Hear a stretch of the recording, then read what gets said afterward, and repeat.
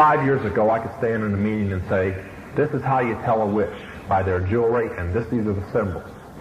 I can't do that today because the Christians are wearing the same jewelry. Now, most people don't know the significance of an inanimate object when its creation was ordered by the devil. Now, I don't think anybody here doubts that the Word of God was ordered by the Holy Spirit through man. Well, certain writings and certain pieces of jewelry were ordered by the devil through occult people. And these pieces of jewelry mean things you don't know. Now, about 3 years ago, the occult changed all the names to these pieces of jewelry. What they've been called for thousands of years, they changed their names and called them something else. Some of the names don't even make sense. And then they started selling them through several major companies that they owned. Federal department stores, which meant that they sold them through Sears and Penny's. Then they sold and Kmart and Gold Circle and so on. Then they sold them through Standard Oil store, Montgomery Ward. And then they wanted to get them into everybody's homes that maybe didn't buy them in the store, so they sold them through Avon. And Avon's catalog this year is unreal. It's got more jewelry in it from the occult than I've ever seen anywhere else. By the way, if you buy from Avon, we have a cassette tape, we don't have it with us, of a woman that's with Word of Life Ministries that was one of their biggest executives in Maryland. And she had to be delivered from demons because of the jewelry she was selling, and her testimony is outstanding of how she tried to kill herself just because the jewelry was in her house and the demonic activity that it created. So you might consider it twice. Now these are the symbols. 5-pointed star called the pentagram, or the pinnacle. The 6-pointed star was originally called the hexagram or the crest of Solomon. It's always been used for demon worship. Just recently has anybody called it the Star of David. In fact, I'll tell you a little story about this. Two close, one isn't a close friend, but the girl she lives with in marriage is. And there's this television star, and we're going to be talking about television in a minute, that a lot of you Christians probably think is a good, clean Christian show. Or I can't say a Christian show, a good, clean show that maybe you can slip by and your preacher won't skin you for it.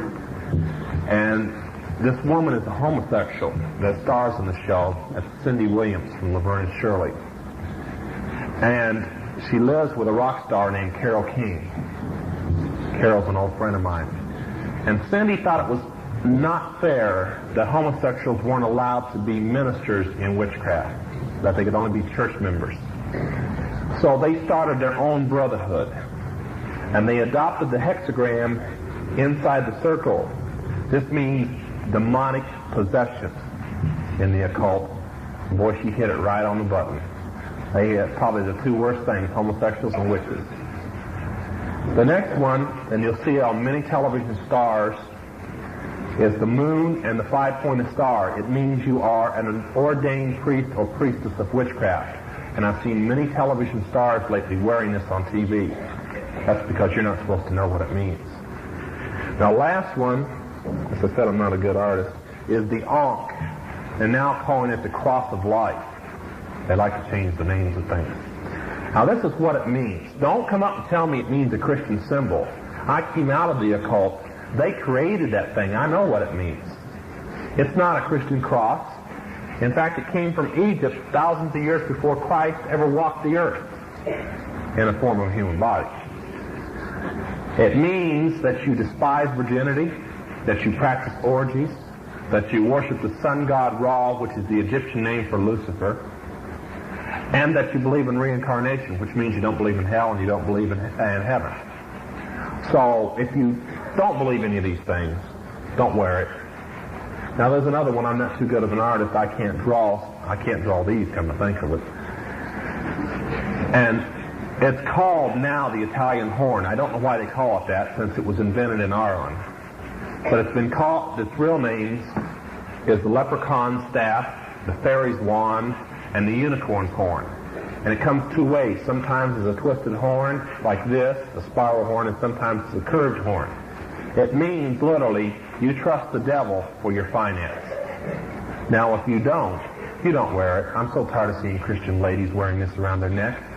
I don't even talk to them. I tell them to take it off before I talk to them. I came out of that thing. Now, they got these in your hands for a reason. And the reason is this. These things attract demons. Believe me, they really do, especially the six-pointed star. And in fact, we never conjured a demon that we didn't draw this on the floor for the demon to appear in the six-pointed one. In fact, the word to cast a bad spell, to hex somebody, comes from this star. That gives you kind of an idea of its evil. So, I'm not against jewelry, or I would preach against all jewelry. I'm just against jewelry that the devil told people to create for his worship service and for his priesthood. And it doesn't have any place in a Christian's life. A little tip of when the Illuminati is up to something in the United States. When you turn on your television set and you hear the senators are arguing over a certain bill in Washington, you've got to say, what are they really passing that we're not seeing while we're seeing this? Now, the whole reason for the Panama Canal, and they plan on having the world before the Panama Canal ever falls in the hands of Panama, so they're not doing anything anyway. It's a smokescreen. In the time everybody's been concerned over the Panama Canal, 5 bills have been before Congress, and 2 of them have passed that you never heard about. And one, I understood, I believe, passed last week or the week before. So I guess it's been 3. The one that just passed is called House Bill 41. Beautiful little thing. It states in House Bill 41 that if your church is not a member of a denomination of the World Council of Churches or the National Council of Churches, that you could lose your tax status. You must go through an investigation and a court hearing. Unless, and this little side thing, unless you have a membership of 500 of joining members of your church, so I think you're safe here, but a lot of churches aren't. Next, anybody that gives to a Christian organization separate from a member of a denomination of the National Council of Churches, there exists in this whole bill, the name of the people who give to them that claim tax deduction, name, address, phone number, and work address is to be printed in every post office in the United States for everybody to look at. Now, you may not think that's important, but I came out of a radical organization that's dying to find out who's spending money in the enemy camp and would love to pay you a very unfriendly visit when something comes flying through your window some night. That goes boom, you know. So this bill is very important, and it just got passed. Of course, you never heard about it. It's the bills you don't hear about that you have to worry about. There's one up for vote now that just came out of committee. It was voted down 8 years ago, and therefore some of you may know about it. But the president that we have now has considered it a necessary bill, so he's been pushing it. It's called the Genocide Act. Anybody ever heard of the Genocide Act? A few of you. Do you know that if you win somebody, even if they're over 21, and you win them from the faith that their parents bore them into, like Catholic, Jews, witchcraft, maybe a Methodist becomes born again, something like this, they can have you arrested and tried for genocide. And you can serve time in federal penitentiary for it if this law is passed. And it's going to get passed. Now, we read over at the other church where I'm at a document from a Senator Colin of Arizona, who is a senator that sits on the Committee of International Banking for the United States and the Federal Reserve Commission and so on. And this letter was written in April of 1976. It said that at that moment, the Federal Reserve Act was ready to number everybody in the United States for the purpose of buying and selling, and was going to by 1980. Now, how many heard or have saw or heard on the news the proposed United States security card? Anybody here? If you have, lift your hand so a few people know I'm not crazy. Couple. Okay. Now, we've got to look at this, and we thought it most interesting that our president bragged that he drew the card and designed it himself and everything on it. Considering that it's kind of an ivory pearl collar with a gray diagram with black typing over it. And the gray diagram consists of this, 666. They call it the inverted 9. Exactly what's on it. If you go to the World excuse me, I got to give them credit yet. National or European common market countries, you will find this on most of the clothing.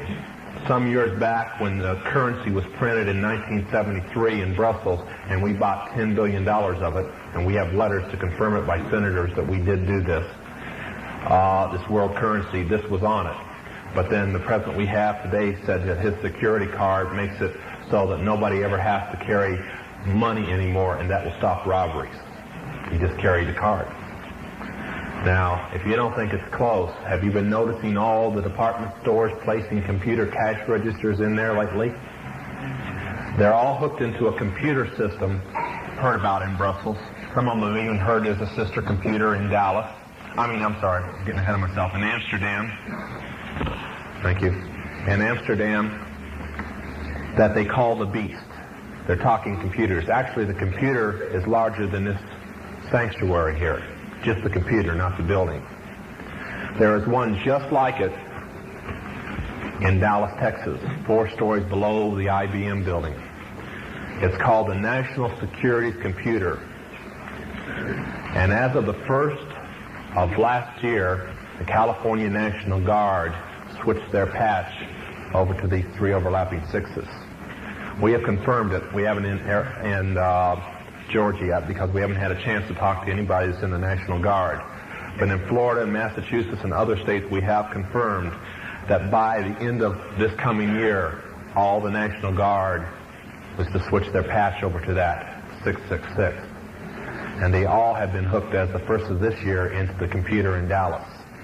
Now this is the computer center that all of the cash registers and all of the stores that are switching to computer cash registers are hooked into. And they in turn are hooked into Brussels and Amsterdam. Now that's a fact, that's not guesswork. Another fact is that all the stores within the next year and a half are to switch to some type of computer verification system. Even if it's just the thing that hooks into your phone for those 2 extra buttons on your phone that you can zip the card through and it gives a reading over the phone. That's because our president has said, and if you're wondering why, I guess I don't like peanut pickers. I don't know. You'll have to excuse me. I know he's a fellow Georgian. I mean, if you want to claim him, you're welcome to him. He has said that we need proof that everybody in the United States is a law-abiding citizen. I'm getting tired of hearing that term. He's wore it out a little. And that in order to check up on that, what better place than when somebody goes in to buy the groceries or the gasoline to check up on it. So everybody's to have a computer card. And of course, if you don't take the cards, you can't buy anything. You're a bad citizen. Somewhere along the line, I think they thought you were going to get hunted down if you were a Christian. Believe me, the organized Christian church isn't going to say anything about it. Now, there's 2 doctrines. Both of them are pre-trib. One, you'll be here to see the mark, and some of you won't be here to see the mark passed out. Whether you believe it or not, the mark is still coming. I'm just verifying it, so whichever way you want to believe. But the point is, they plan on passing this thing out in about a year and a half. They really do. They have everything being hooked up for it now. So the times are growing close, and this is all was planned out. Now I'm going to give you a reading list before I go to questions and answers because I'm running short on time here and I want to donate some time to it. And the first book on the list is one of their books. Now I tell Christians not to buy any occult books because of the demons that come with it. But this book isn't one of those. It's a political book written by them. And I want to give you a warning. You may not want to buy it after I say all about the book before I give its title. Some years back, 12 years ago, which makes the book so fantastic considering that when you get halfway into the book, you find out we don't have any oil and all the coal mines are on strike and then they blow them up when they try to go back to work. Sound familiar? Written 12 years ago. Farmers are on strike too in the book. People are starving to death. Interesting. Anyway, this book was written at the order of Philip Rothschild, and he chose one of his mistresses to write it, who was already an author of many communist books and books in the world, and she was very well known as a novel writer. And so she wrote this code book in the form of a novel 1,100 pages long. Now, the only problem with it is, since it was written a novel, it's like a lot of garbage that women read today from the book clubs and so on. You have some passages in that you ought to burn along with Mary Flint's magazine. But you could skip over them. I don't recommend it for anything but a serious student of the conspiracy. But it does give, after you get past the first 200 pages, they write the book very interesting. They write the book like you looking at the conspiracy and not knowing about it, and things happen in the newspaper and television, and you go, oh well, that's just the times. And then they get into three people planning the whole thing. They planned derailment of trains, and in fact, I would say most of the book is about the derailment of trains and the coal strike and the lack of fuel. And then it goes into other things. But the book is called Atlas Shrugged, like you shrug your shoulders. And I found it in almost every bookstore that I've been in Atlanta, so you shouldn't have any problem finding it. Now for the good ones. There's one called None Dare Call. Now, before I give you Gary Allen's books, I want to tell you he's anti-Christian, but not in his books. He's just anti-Illuminatist. He's a member of the John Birch Society, and he kind of looks at the Illuminati one-sided, but it does give you some historical facts. None Dare Call Conspiracy, the Rockefeller Files. There's one more that he didn't write, but his name is on it, because the man who wrote it wasn't well known, and he came out of the Illuminati, and he wanted to release the facts of a very strong, important person to the Rothschilds. And he wrote the book, and Gary Allen had it printed with his name on it, and 2 weeks later, the real author of the book was killed. It's called Jimmy Carter, Jimmy Carter. There's more to your peanut picker than meets the eye than Billy Beer and Ruth Carter Stapleton. Now, I'm going to go ahead. Oh, one other one. There's a good Christian book called The Day the Dollar Dies, and it's strange. I've been to probably 10 Christian bookstores in this city, and not one of them carry that book, and this is the first city I've been to that book's not carried, and they don't know why it's not carried, except the owners of the bookstores have told them not to carry it. It's the only book they're not supposed to carry. So you might go in and say, I want it. Maybe they'll get it for you. It's called The Day the Dollar Dies. Now, I'm not saying the Illuminati, to even say the Illuminati in the occult, even for the Council of 13, meant that they're going to take you out somewhere and kill you. It's an unspeakable word. In fact, the leader of the Council of 13 and his enforcer, Isaac Bonowitz, both members of it, Gavin Frost and Bonowitz, came to me and said, we know the Christians don't believe half of what you say, and we don't mind you talking about witchcraft because they still think we fly on broomsticks. That's what they think of you. When actually they're right about most Christians in that form. But would you please stop using the word Illuminati before we have to kill you? Okay? They say Mariah. That's what they say, the conquering wind. Illuminati is the following. ILLUMINATI. It means the light bearers. It's Latin for the light bearers.